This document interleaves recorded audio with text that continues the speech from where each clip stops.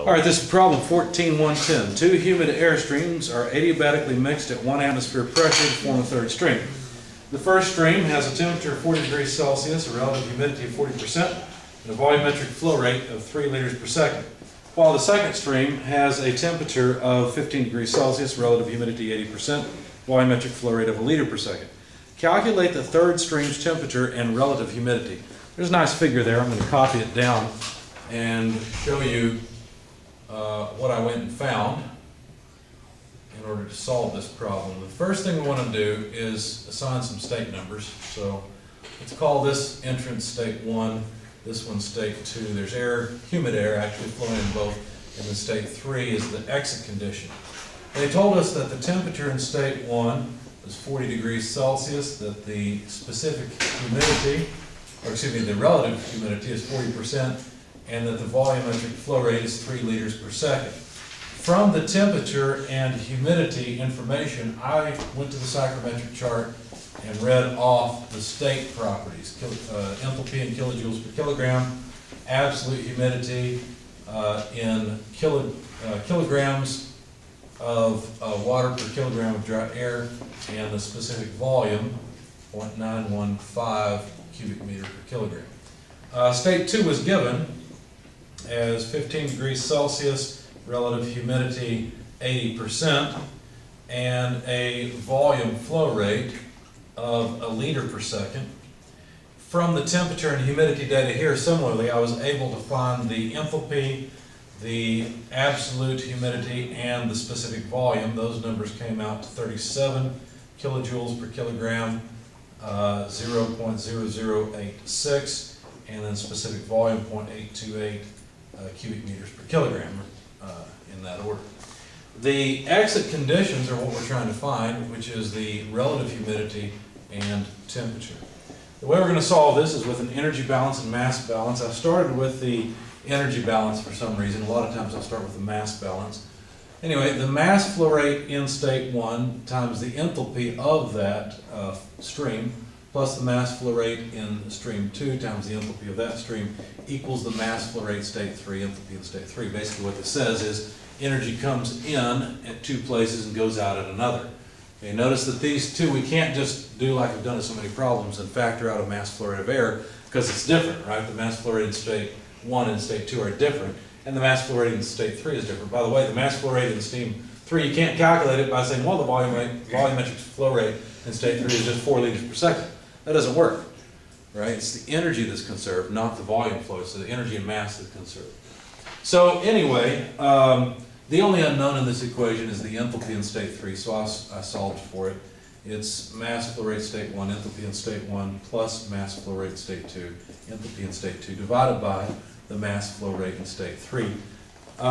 In order to get the mass flow rates, I had to use the specific volume, so I had to take a break on the energy balance and figure out something to do with the mass flow rates. So there's the equation for the mass flow rate in state 1. It's 3 liters per second is the volume flow rate divided by a specific volume, 0.915 cubic meters per kilogram. And now I've got liters in cubic meters. So I multiplied by 1 cubic meter per 1,000 liters. That takes care of the liter cubic meter problem, and now I've got kilograms per second. So the mass flow rate in state 1, I'll just jot it down up here because we're going to need it again later, and I want to erase this in a minute. I got 3.2, let me move this down as well, 3.2787 or so times 10 to the negative third kilograms per second. I did the same thing for the mass flow rate in state 2. All you got to do is substitute the subscripts of 2, plug in the right numbers, and you'll find the mass flow rate in state 2. So that was pretty straightforward. And I found that that was about, I'm going to put an approximate on all of these because I did round off, 1.2077 times 10 to the negative third kilograms per second. Okay, so there's the mass flow rate. Now, since mass is conserved, we could use a mass balance at this point and say, well, then the mass flow rate at state 3 is known. Okay, now notice what I'm doing here.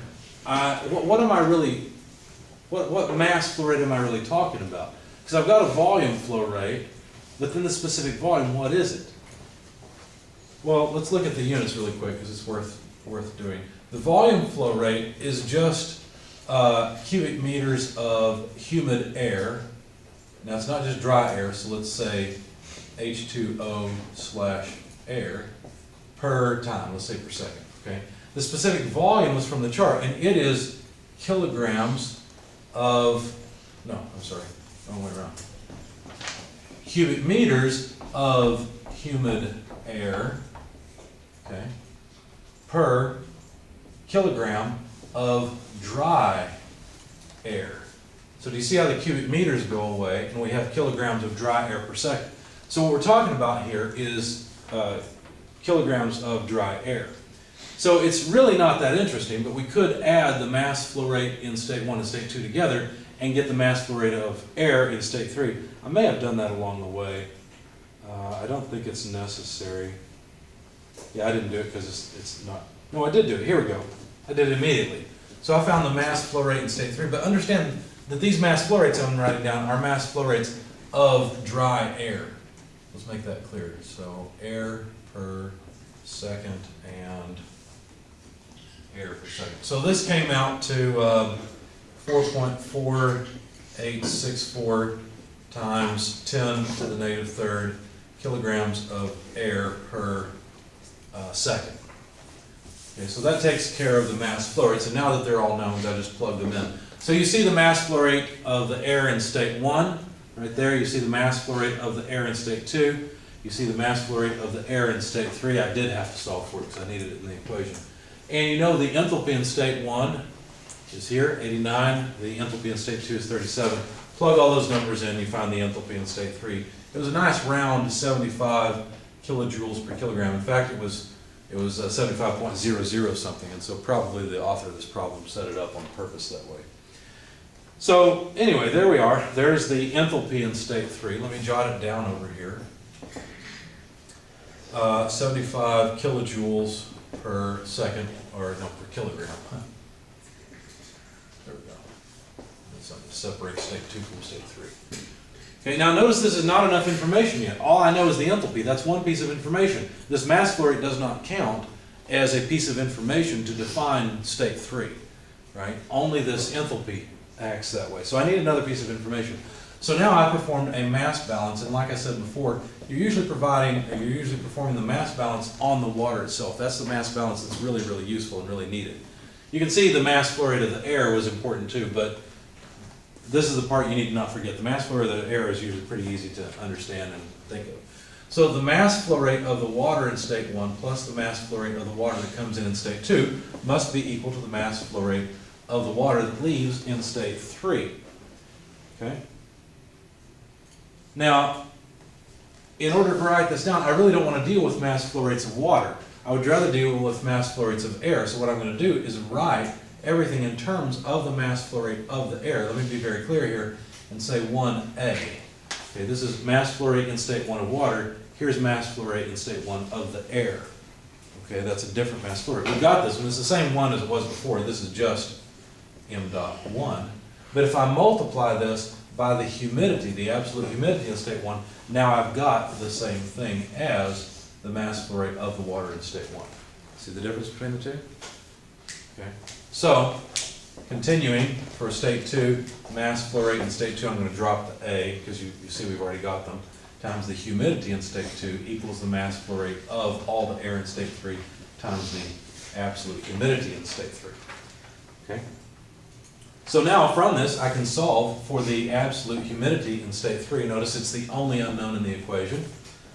So we get the mass flow rate in state 1 times omega 1 plus the mass flow rate in state 2 omega 2 divided by the mass flow rate in state 3.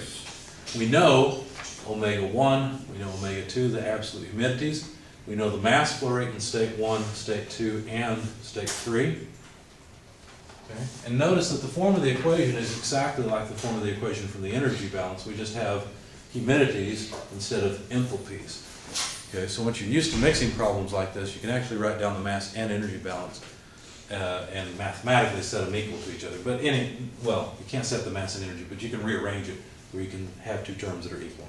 Anyway, So plugging in all the numbers that you know that we already have, I got 0.01605 for the absolute humidity at the exit, and now I have two pieces of information that define the state at the exit. I was able to go to the psychrometric chart, use these two pieces of information to identify one particular point and just read off the temperature. It was about 33.5 degrees Celsius. The humidity was about 49%. I'm going to put a tilde on top of all these to indicate that that's about right, because I was reading off the chart. There may be some error in reading off the chart. Any questions, comments? The general rule about these psychrometric problems is that you need to use a mass and energy balance, and you have to keep straight what mass you're talking about. How you get T3 from? T3, what I did is I went to the psychrometric chart, looked for an enthalpy of 75 kilojoules per kilogram, and notice that's a line, kind of a sloping line, right? And I looked for the absolute humidity of 0.016. Okay, that defines a horizontal line. Where those two lines intersect, I could read off these two pieces of information. H3 is given, right? H3 is not given, we just calculated it from the energy balance up here. Okay, yeah. Good question. Anything else? That was pretty fast. Anything else? All right.